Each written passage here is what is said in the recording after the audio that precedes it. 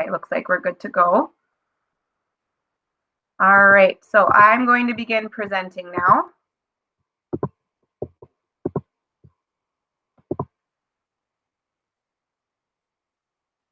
Okay, and now I just want to double check that folks can see my screen. If for some reason you're just seeing me talking, if you're only seeing me talking, go into the list of people. You're going to see my name twice and select the name where it says I'm presenting. Okay. On my end, it looks like we're recording, so I think we're good to go. Perhaps it only needed permission from me. Lucky us.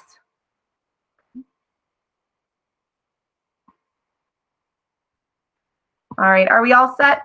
You should be seeing the EDpuzzle session agenda on your screen. Is that showing up for everybody?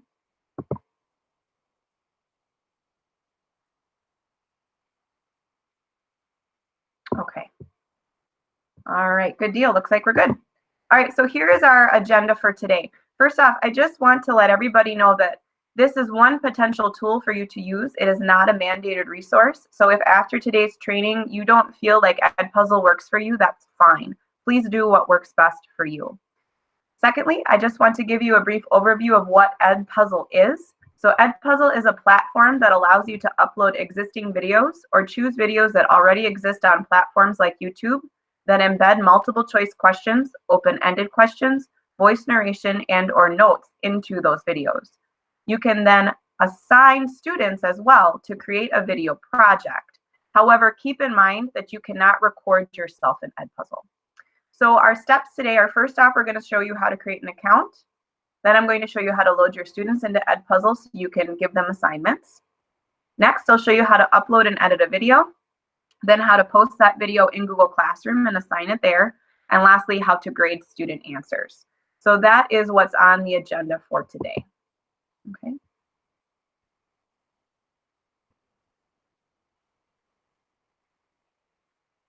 If all you're seeing is me talking, please click People. And down the list of people, you're going to see my name twice. Choose the one where my name also says presenter.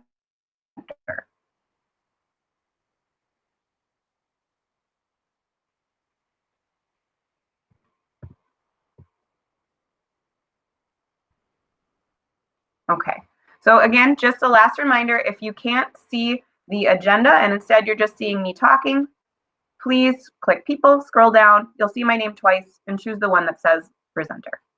Okay, so now we're going to get started going to the EDpuzzle website. If you want to try and split your screen, so have one tab on the left where you're seeing what I'm doing and one tab on the right or vice versa, go ahead. But if your screen doesn't really allow you to do that comfortably, feel free to just watch, follow along, and then you'll have time to practice once I'm done going through the steps in the session today.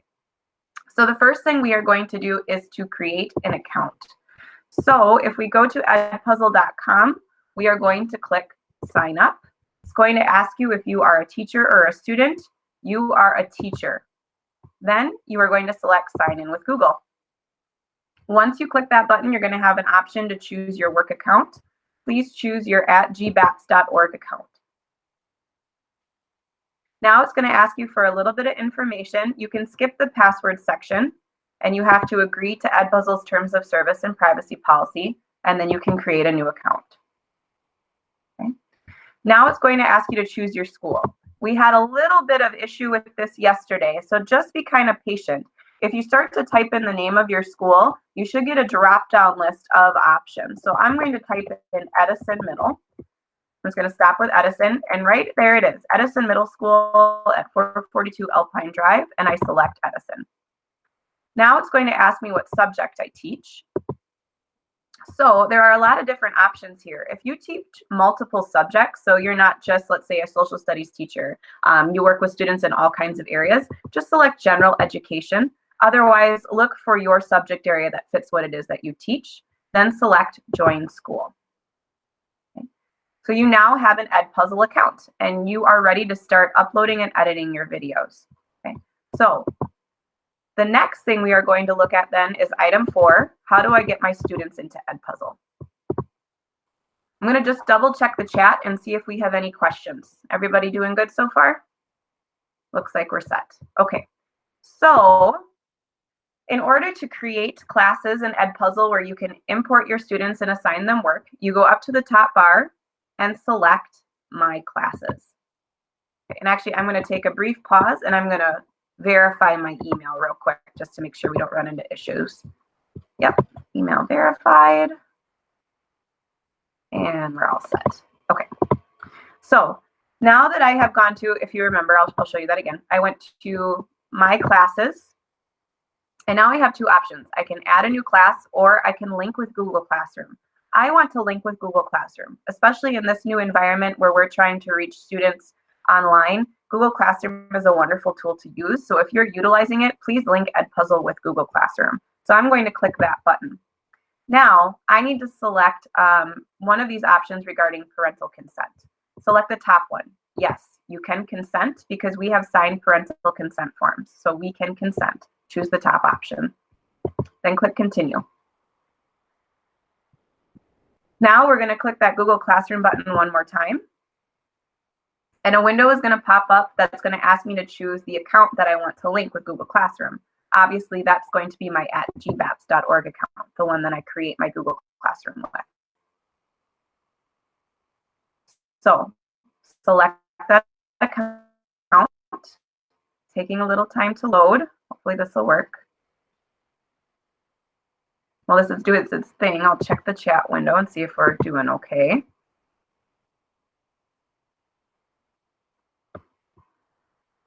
Okay, so let me see. There's some issues here.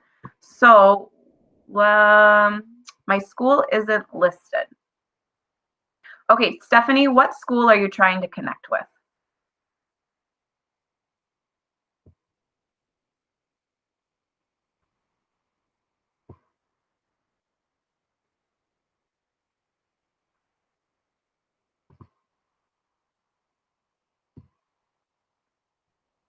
Southwest. Okay. So if you type in the name and it doesn't show up at all, there's a possibility that no one from Southwest has ever joined. So if you have never had anyone from your school join before, you can add a new school. That should be an option that you see in the drop-down arrow. So please click Add a New School.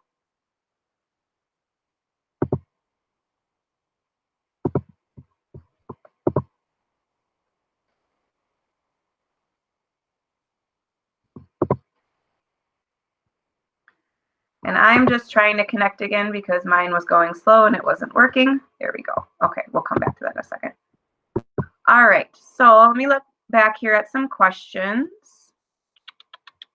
Where do you connect with Google Classroom? So Bobby, have you already created your Google Classroom? Good point, Karen.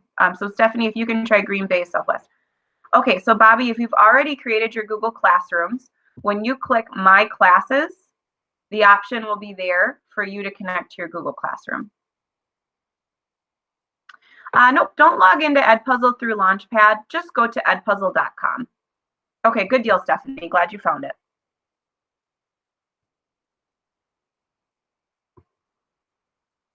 Crystal, yes, it's okay if you do Green Bay. So just select a school that works best for you. I believe EDpuzzle is going to ask you to choose a particular school, Crystal. So just choose one that you feel is a good fit for you. It's really not going to make or break anything. EDpuzzle is just looking to place you somewhere. Let me see if we've got questions I missed.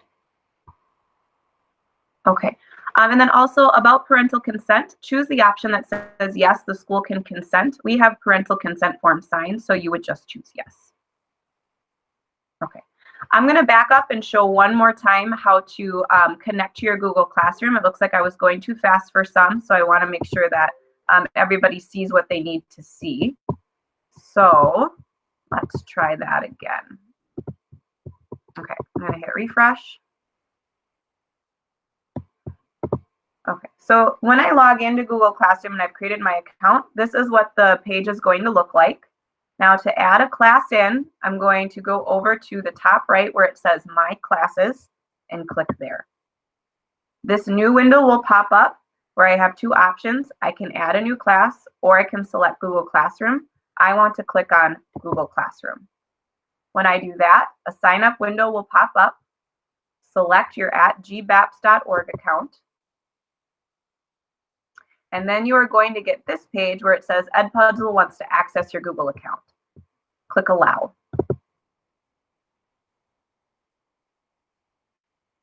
Once I've clicked Allow, all of my Google Classrooms that I have created are going to show up on the left-hand side of my screen.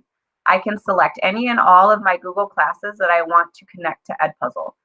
For the purpose of this demonstration, I only want to connect one. I want to connect my tutorial class. So I check the box for tutorial class and I select import classes. So just that fast, EDpuzzle has imported my Google Classroom class. Right now I don't have any assignments, but I can already click on students and see that the student that's in my tutorial class, the tech integrator, is there. So if you've created your Google Classroom and students have signed in and they've joined your Google Classroom, when you connect Google Classroom to EDpuzzle, your students will automatically show up in EDpuzzle. So it's pretty slick. Now let's say you have students join later. So you've imported your Google Classroom, you're going, and then you had kind of a late comer to the party and they join your Google Classroom after you've linked EDpuzzle and Google. That's not a problem. So to fix that situation, if you're at the home screen for EDpuzzle, go again to My Classes. You'll select the class that you want to add new students in and select Import Students, and EDpuzzle will automatically grab all of your students that are in Google Classroom again and put them in. This will not delete any of the grading or any of the work that students have already done. It will just pull new students into the EDpuzzle class. Okay, so I'm going to come back and just check the chat. I see I've got a question. Let me see here.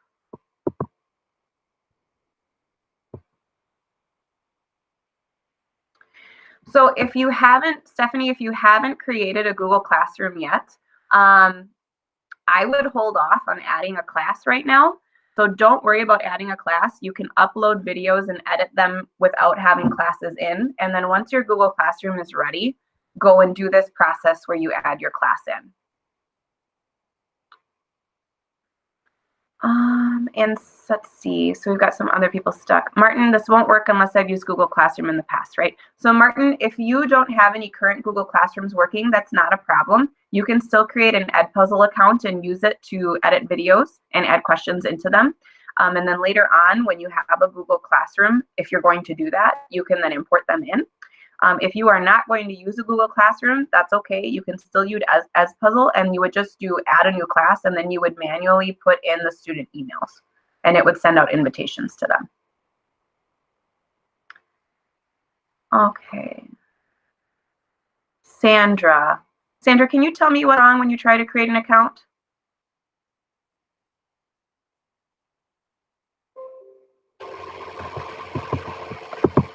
Okay, is it just kind of spinning, like it looks like it's loading and it won't stop loading?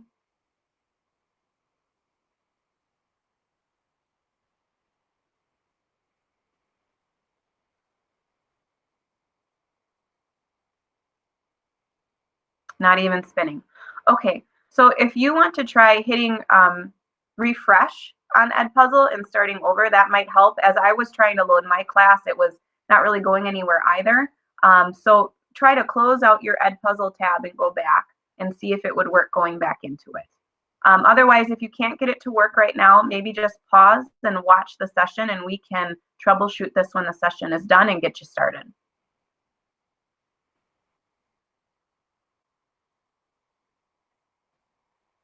Okay. You're welcome, Sandra. Okay, so we're going to continue, Sandra. Is that all right?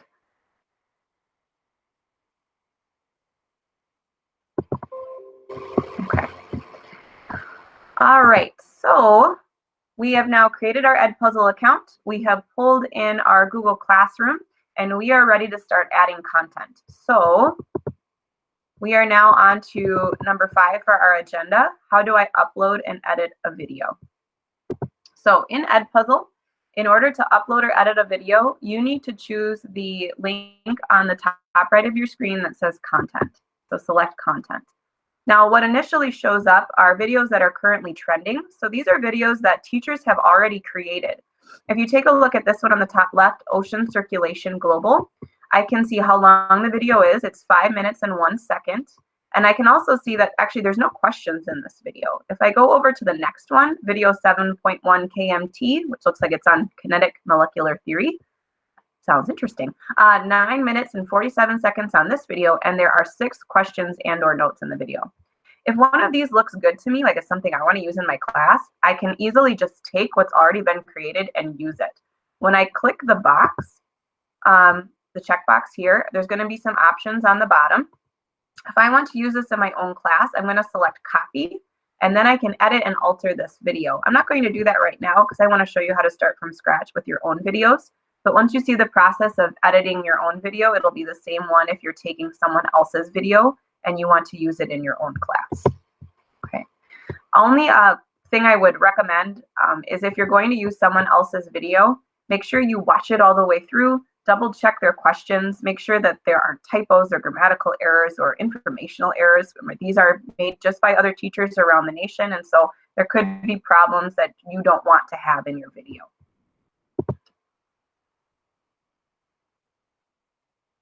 Let me see. Okay. Kimberly, that's good to know. So it's working better on your personal computer. And then Corey, I'm not sure if you can change your content area. We'll come back to that maybe at the end and see if we can. Again, it's not a super important designation. EDpuzzle just wants to put you somewhere. It's not going to affect your ability to connect with students at all. So we'll come back to that if it's still an issue later, but for the most part, it shouldn't affect you. Okay, so I want to upload my own content. Now remember, we got to this window by clicking content, and then we saw what was trending. If I go over to the left-hand side, I can see another link that says my content. Click that. So I don't have anything created yet, so I want to add content. Once I click add content, I have a couple of options. I can create a video, I can upload a video, I can assign a student project, or I can create a folder. So creating a video, I'll click that one first. This allows you to select videos that already exist. So you'll notice there are some from EDpuzzle, and if I scroll down, I'm going to see YouTube. And then actually there's a bunch more resources that are available too. And these are just showing you a smattering of the videos that are available. If you click on the left-hand side, you'll notice that there is an EDpuzzle channel, a YouTube channel, a Khan Academy channel, National Geographic, TED Talks, Veritasium, Numberphile, and Crash Course. So you can take any of these videos and use them in your class. You can edit them, add in questions, etc. A word of warning, if you choose something from YouTube, remember that if a student is using a school Kajeet, those are set at the elementary level, so they won't be able to watch the video. So unfortunately, YouTube doesn't allow us to work or to show videos to students that are under 13. So we can't use this resource, this YouTube resource, with students that are under 13 or that have school Kajeets because they are set at the elementary level. I don't believe you will run into that problem with any of these other sources, but YouTube is one to be careful of. So just a reminder again, if you are using a YouTube video through EDpuzzle, it is still coming from YouTube, so students on school Kajeets will not be able to view that video.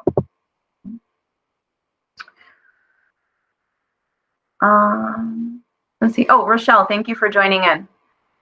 Let's see. Can middle school students access the YouTube videos on here? So I would say if they are using their home internet, they will be able to access them. But remember, technically under the age of 13, they're not supposed to be seeing them. So if you have students that are older than 13 and they are using their own internet, not a school Kajeet, you won't have any issues. But if they are using a school Kajeet, you will run into issues with YouTube videos. Okay. So again, this is really great, I think, because this doesn't require you to create something from scratch. Instead, you can take a resource that's already out there that fits your needs and use it. I just want to show you too, you can search through these. So notice up here, you can go and filter by subject. So you may choose a subject that is interesting to you, that fits your needs, and then it will help pare down the videos because there's a lot to look through here. So filtering by subject could be helpful. All right. So next, I'm going to show you how to upload your own video. So just a reminder, you cannot record yourself in EDpuzzle. So what you are doing is taking a video that already exists and putting questions into it. So I think this could be really useful if you have like a verbal explanation that you want students to watch. Record yourself in WeVideo, finish that video out, and then upload it into EDpuzzle and drop in your questions. And you're going to be able to check your students' understanding as they are listening to you go through and explain a concept. I know there's been a lot of questions about Pear Deck. Pear Deck is not what EDpuzzle is. They serve two different functions. So EDpuzzle is about sharing videos where students can access them, at any time. They don't have to be logged in at the same time that you are presenting. Pear Deck is more of a presentation add-on. Students can use Pear Deck at their own pace, but again, they're not going to have the benefit of your verbal explanation. So if you are trying to use Pear Deck to present, just remember you're going to have to think about how you'll deliver that audio content. If you need to talk through a concept, Pear Deck isn't going to allow you to automatically do that. Okay, so next we're going to upload our own videos. So again, I go to Content, My Content, and Add Content, Upload a Video. So I need to choose a file. Once you select choose a file, this window will pop up that I'm sure you're all familiar with, where you navigate to a location on your computer and you choose a video and it will upload to EDpuzzle. I have Google Drive file stream on my computer, so I can actually access all of my Google Drive files as though they are files on my computer. If you do not have Drive file stream and you have a video in Google that you want to use in EDpuzzle, you will need to download it to your computer first. I believe, though, if you have reimaged, many of you have file stream. But just as a warning, if you look over here and you don't see Google Drive file stream, you're not going to be able to access the videos that are in your Google Drive until you download them. That's very simple to do. Let me just show you quickly. So if you're in your Google Drive and you have a video that you want to use in EDpuzzle, go to the video, click on it, go to the three dots on the top right and select download. And that will download the video to your computer so you can then put it into EDpuzzle. I am just going to go through file stream because I can. All right, so I'm going to go to videos. I'm going to go to Google and I'm going to select my Google Classroom's rubric feature video. So this is a video that I created with WeVideo, finished out, and now I am uploading it into EDpuzzle to add questions. So while this is loading, I'm going to just check the chat and see if there's any questions I can answer while this is loading.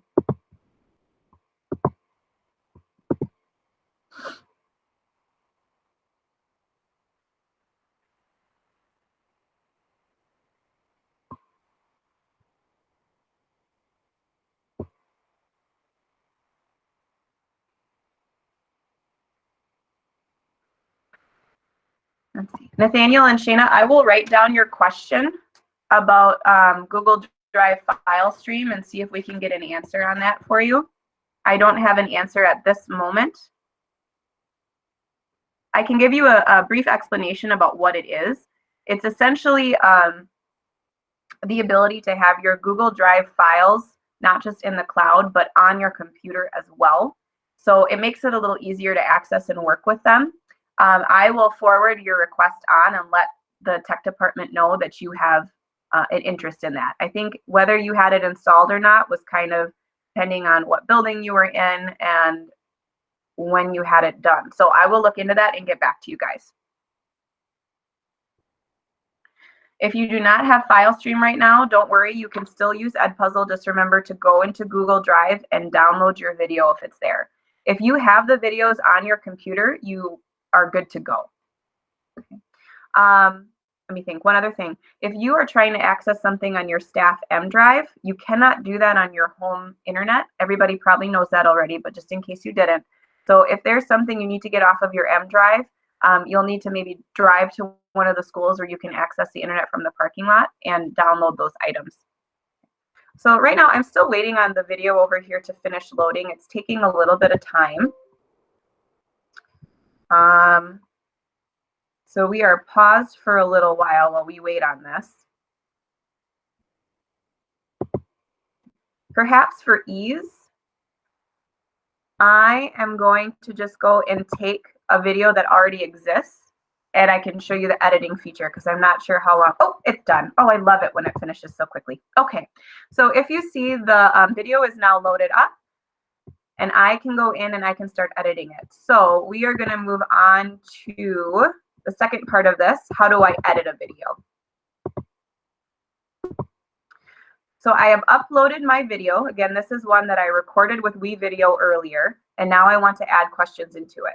So I click the little box down here, and I get a bunch of options on what I can do. I can assign, edit, move it to a folder, duplicate it, unselect it, or delete it. A word of caution, once you assign a video, you cannot edit it anymore. So if you assign a video and you notice there are problems with it, my suggestion is to duplicate it, edit it, and then send out the duplicate and deleting the old one. It's a little clunky, unfortunately, but once you assign the video, you can't edit it. So I would just be really sure that your edits are the way you want them before you assign the video. So I have selected the box here, and now I am going to click edit. So the first thing I can do in edits is make the video shorter, so I can cut the video. So I can take off a section from the beginning. I can take off a section from the end. So I can shorten the video, and so my students don't have to watch parts that are unnecessary. Now you can also press play, and it will go through the video and have you hear what it is. I don't want to press play right now because you'll hear my voice a couple of times and that will be annoying. But if I want to cut the beginning of my video out, so maybe that entry part, I just drag the slider and then drop it where I want it to be. I don't need to click save or anything, just leaving it in that spot, it's cut. So then the way I move through the options then are the links up on the top here. The next link, once I've cut my video to the length I want it to be, is to go to voiceover. So a voiceover would allow you to add your voice to the video. So you might want this in case you're explaining something and there is an audio that explains it. I did not use the voiceover option frequently, so this may or may not be of help to you. Where I found the most benefit was in the questions section. So there are two different types of questions you can use in EDpuzzle. You can use multiple choice or you can use open-ended questions. You can also add notes. So notes are written comments that your students can see to make it more clear if something isn't exactly crystal clear in the video and you want to add in extra information. I can choose to drop these questions anywhere in the video that I want. So I can put them in the beginning, I can put them in the middle, I can put them all the way at the end. Any point along the video at all that I want to add in a question, I can do that.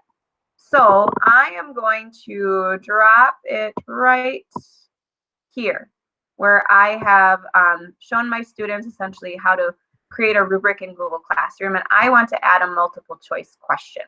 So I have my question, so like this little dot, where it is I want the question to show up in the video, and I select multiple choice question. When I do that, these boxes are going to drop down. I type my question in here. So just a simple one. What button do you choose to create a rubric?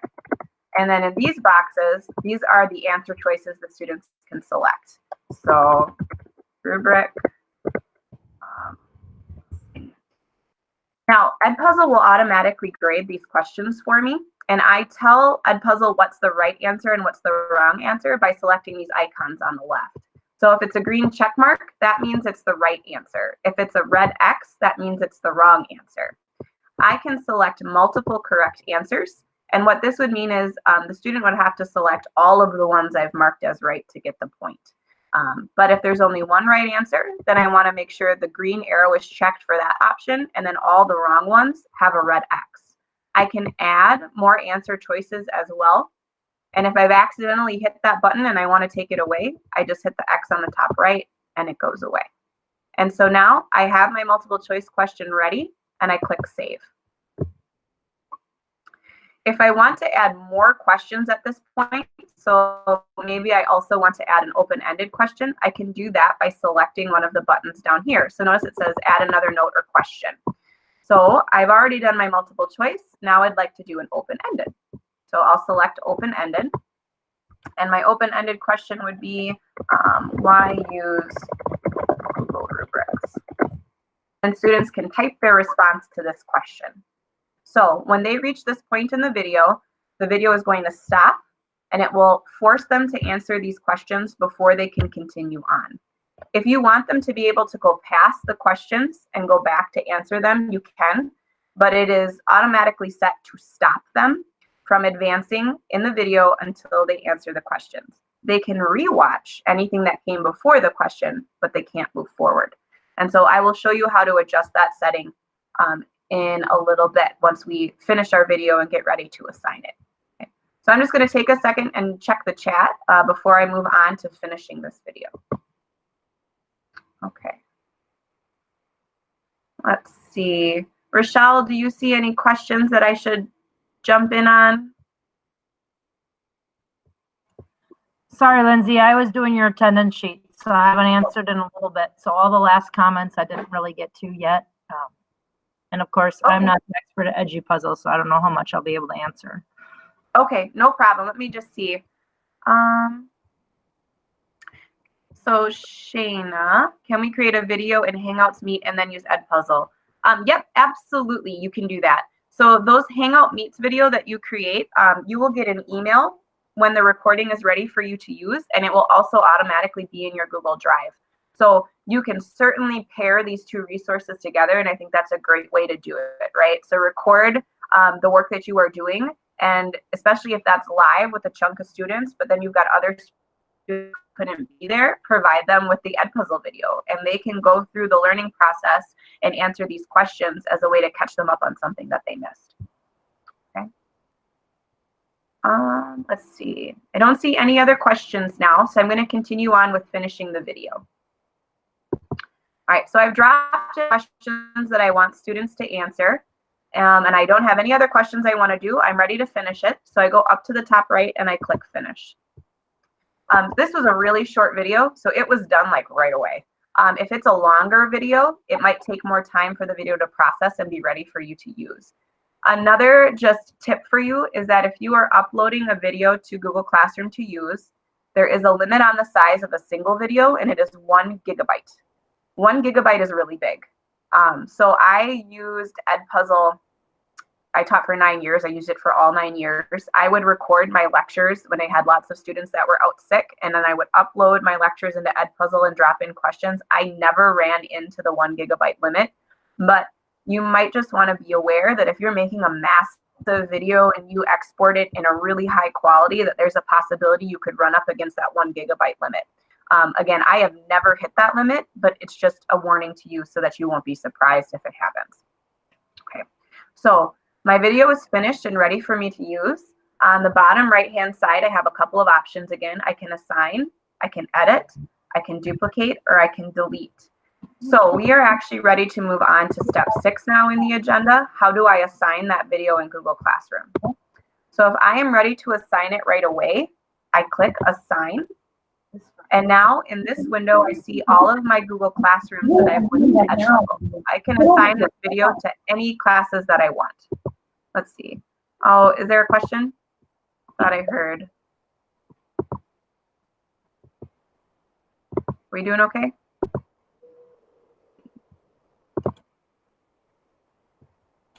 Oh, looks like we're okay. All right. So I am going to assign this video to my tutorial class. So I check this little box, and now it is going to show up for my tutorial class. On the right-hand side, I can choose a start date. I can decide that that's today, or I could do it in the future if you're trying to plan ahead. I'm going to leave it at today.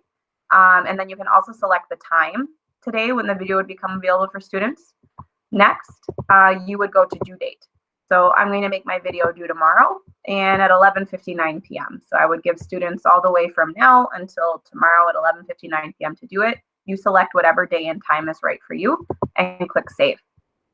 Now here is where I can change the option for the video. If I want to stop students from advancing when they have a question to answer, right? So the video stops them and they can't move forward. I want to have this toggled on. So I want to prevent skipping. If I'm okay with them moving past the question and watching further in the video and then going back to the question, I just click this and I toggle, and I toggle it off.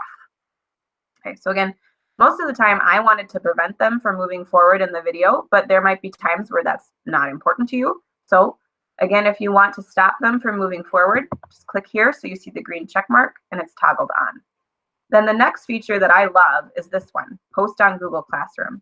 So I want to toggle this on, and then when I click Assign, this assignment is actually going to show up automatically in Google Classroom for students with a link for them to do the work. So I'm going to post this on Google Classroom. I'm going to prevent them from skipping, and I click Assign. Okay. So now I can see that my video is assigned to my student, my Tech Integrator student. If I click on the student's name, I can see their progress. I can see how far into the video they've watched. I can see how many times they rewatched particular sections. So that might be helpful to realize, like, hey, the first half of the video, they got that easy peasy, but man, that last third, those concepts are really tough because every kid is rewatching it over and over and over again. So that is really helpful in terms of seeing how a particular student is doing. I can also, since I've clicked on their name, see their answers to particular questions. But I think this will make more sense once we actually have a student answer the questions in the video. So again, let me show you how to get to that from the EDpuzzle home screen, right? So if I just log in and I want to see the assignments for my classes, go up here and click My Classes. Tutorial classes selected. On assignments, now I can see the video, click the video, and here I can see how my students are progressing. Once I have answers to the questions, there's a blue button that will show up here that says 1 answer to grade, 10 answers to grade, 20 answers to grade. And you can click that button and then you can go in and do your grading. If you've done a multiple choice question, that's going to auto grade. However, if you've done an open-ended question, you need to grade that yourself by hand. So I am going to take a second now and switch over to the student view so you guys can see what this would look like from the student perspective. Okay, so just give me a moment and I am going to open up my student account and show you how this looks from the student side of things. Okay, so right now what you are seeing is my Tech Integrator students' Google Classroom. And they see that there has been an assignment posted. This is the stream, but they can also click classwork and see the postings here. So if I click on EDpuzzle as a student, I now see a link to take me to EDpuzzle and do the assignment. So as a student, I click that and it will bring me into EDpuzzle. The first time they do this, they're going to need to sign in with Google and they should use their student email address. And now they can go through and they can watch the video. Okay, so let me just ignore what I'm doing real quick. I just want to make this easier for us to get to the answers. I'm just toggling off that prevent skipping because I want to be able to get through the video quickly as a student. Okay, so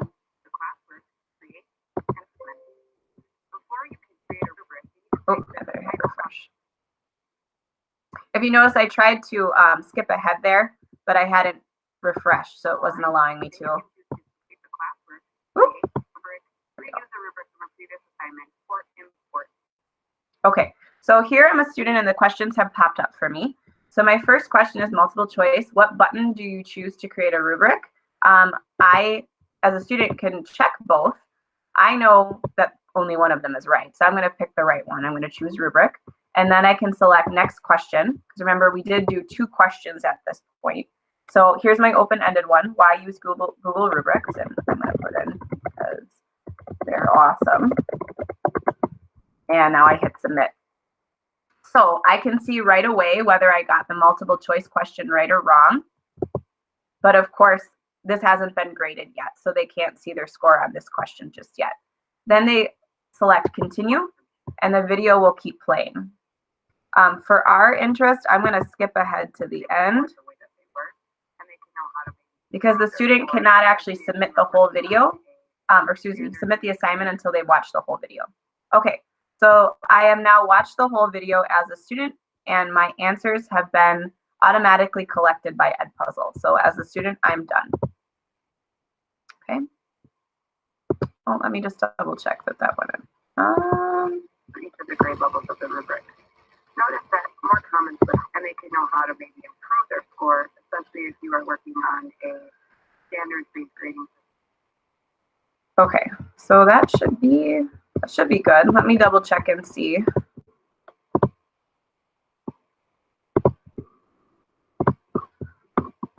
So now I'm back in the teacher view in EDpuzzle.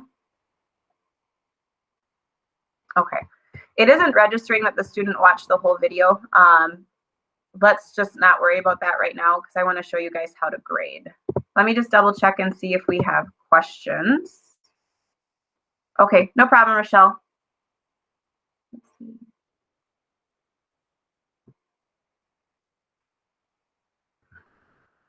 How do you recommend we view our student view? Okay, so I don't know, Stephanie, if it's necessarily important for you to see the student view. I just wanted to be able to show you guys this now in a tutorial so you can kind of get the feeling for it. As a general practice, when I was teaching in the classroom, I didn't need to see the student view. So, you know, if that's something that you're worried about, yes, you could create like a dummy student account and put yourself in as a student and see it. But I don't know necessarily if you'll need to. So let's cross that bridge when we come to it and see if we need it or not. Shane, I would say they should definitely use their school district emails. Their ability to access resources is going to be severely limited if they have private Gmail accounts. So keep them on their school emails. No, students cannot see the other email addresses of students in this group. However, in Google Classroom, there is a feature, I believe, for students to contact one another if they needed to. Okay. All right, so I think I'm caught up on questions. Yes, okay, caught up on questions. So we are ready to move on to our final step in the agenda today. How do I grade student answers? So my student has gone through and watched the video. At this point, it looks like they haven't finished it, and I'm not quite sure why that's happening. I think it's because I was skipping around, which normally, of course, your student wouldn't do. You'd prevent them from skipping. But as the teacher, I can see here that there is one answer to grade, so I'm going to click that little blue button. Now, the graded answers are down here. If I want to see how my students have performed on my multiple choice questions, I click Show All, and I can see who got the question right and who got the question wrong. I only have one student, and they got it right, so I see my Tech Integrator student here. Now, this is the question that I need to grade by hand. So what I like to do, because it made things easier, is I would scan through and read all of the typed student answers, and I would only select the ones that were wrong. Then I would give them a comment as to why their answer was wrong. So, please include more detail. Their answer was pretty vague. So when they go back and they check their grade, they can see any comments that I've put in. So then I can mark it wrong and give them a 0 out of 100, or I can actually click in this box and give them partial credit. So like if I wanted to give them half, so they got part of the answer right and part of the answer wrong. And you can choose any number in here. You could give them a 90 out of 100, whatever you wanted it to be, or you can mark it as wrong. But I will go through and mark the answers as incorrect. Then any questions I've left, I can actually go up and click this little blue button, and EDpuzzle will automatically go through and grade any questions that I didn't mark as wrong as correct. So this can save you time. So you're not clicking on every single student answer. Just go in and mark the ones that are wrong, then go up, hit the blue button, and it will auto grade all of them that you haven't marked as correct. So I'm just going to hit that really quickly and show you what that looks like. And it went really fast because there was only one student, but they got 100 out of 100. Now, if I accidentally did that and I'm like, oh, nope, those kids, some of those weren't actually 100%, I can go back in and I can change it. So it might look like this, where it's kind of grayed out and you're like, oh no, where did those answers go? Just click Show All, and then the answers will be here. So you can go in and select any of the ones that you want to change. So like, oh, actually, they got this one wrong. I can hit the X and make it a 0 out of 100. So let me check and see if you guys have questions.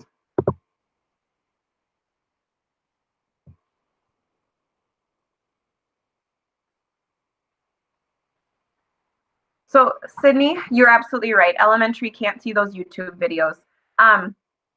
Now I am not 100% sure on this, but there are other videos on there from, let's say, like TED Talks, or what was another one of those? Veritasium. I don't know for sure if elementary could view those or not. So maybe try that out and see what happens, or otherwise too, I can add your question to my list here and push it out to the other TIs and see if anybody knows for sure. But also keep in mind that, you know, if you want to record yourself explaining something in WeVideo, that might be a really effective way for you to reach your students. And then you can drop these questions in. But it is true, it is tough with elementary not being able to access YouTube videos. And I believe that there isn't a workaround for that because it's a YouTube policy regarding students who are under 13. Let me see, what are some of these other ones? Bobby, I don't have an answer for you on that one yet, but I will get back to you when I can about it. Let's see, I'm just writing down a few notes here, guys, so I can address them later.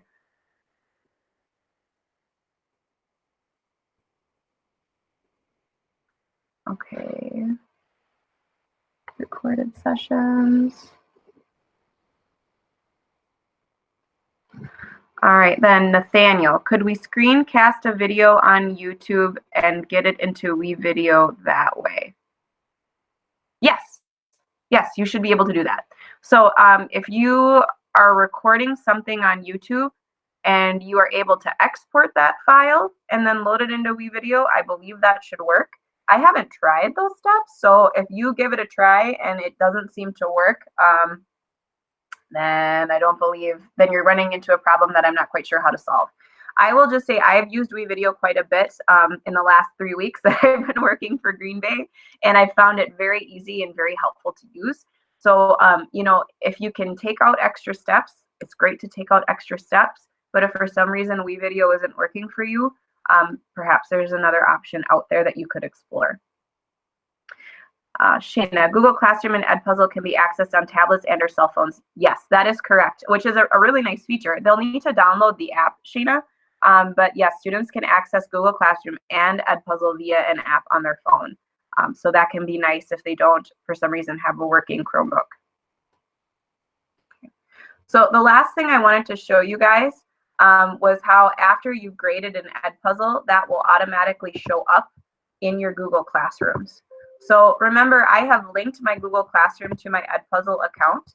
So if I go in as the teacher into my Google Classroom and I take a look at this assignment that I posted. Oh shoot, it's not registering as finished. Okay, when the student actually finishes watching the whole video and you've graded it, the grade will actually show up right here in Google Classroom, and you won't need to do anything for that to work. It will just happen automatically. So again, I apologize, I can't show that to you right now because I don't want to spend the time watching the entire video. We've got, you know, things to do. You guys all have things to do, but that will show up here automatically. Then the student will also be able to see that grade in their Google Classroom. So it will show up for them too. Okay, so we have gone all the way through our agenda today. We have about 5 minutes left. Let me just turn my attention to the chat and answer any questions that you guys might have. I also want to post a few resources for you in case you want to save these right now. Here is a video on how to import your Google Classrooms for those of you that aren't ready to do that right now. And then here is also just a quick little PDF on how to get started with EDpuzzle. Again, for those of you who maybe weren't able to actually get started today during the session and you're going to start later. Okay. So are there any questions at all that you guys would like me to address in the last few minutes here?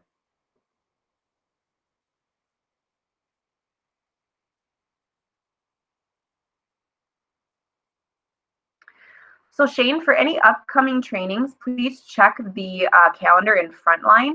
I am not privy to all of the ones that are coming up. There's been a lot of ideas coming down the pipe, so that would be the place to check for sure. Thank you for asking.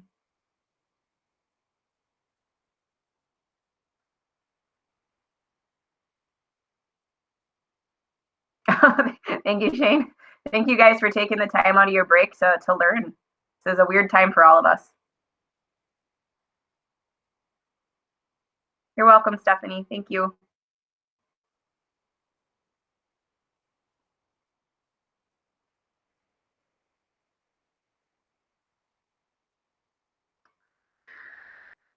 Lisa, in regards to your question about the code, if you check the attendance log, there's a code in there for teachers or bilingual teachers. Please use that code in time clock. Yes.